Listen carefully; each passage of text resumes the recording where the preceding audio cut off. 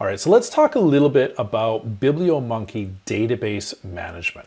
So you'll find the options to manage or switch between databases over in the Options Monkey on the Biblio Monkey tab. And here's the things that I want to call out in this interface. Number one, the location of your database that you are currently using will be shown right here. Something I should probably call out really quickly is you'll notice that mine is actually stored in OneDrive. And this is actually in OneDrive for Business, but it doesn't really matter. It doesn't have to be. It could easily be stored in, say, Dropbox or Google Drive, any file syncing service.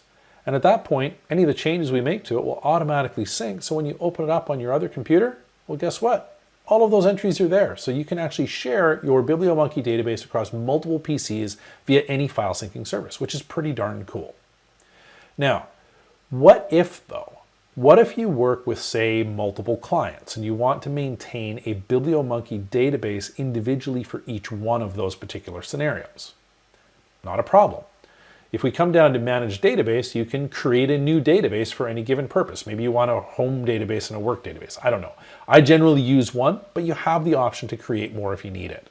Just give it a name, choose the folder you want to store it in, and then when you're done, make sure you click Update Database to actually create it and apply it so that you're using it. Now, if you just want to switch between databases, same thing. Just use a different entry point.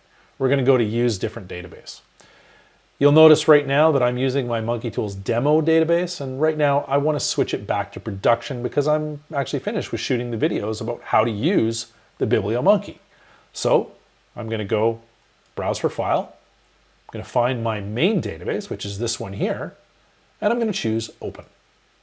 And at that point, the last thing to do, you'll notice it still says Demos up here. We're going to click Update Database. Boom, we're now on Monkey Tools. There we go. I can hit say Close. And now if I open my Biblio Monkey, you'll notice that this is my fully populated version of my database that has all the cool things that I want to have in there. So there we go. That's how you manage your databases and how you can share them across multiple devices as well. Thanks for watching this episode of Using Monkey Tools. To get your own monkey, visit our website at monkeytools.ca. Or if you subscribe to Skillwave's Self-Service Business Intelligence Academy, you'll get a free annual pro license included with your subscription. And remember, Monkey Tools was developed to support better Excel and Power BI solutions. If you want to learn how to really master these tools, you should definitely check out our full course catalog at skillwave.training.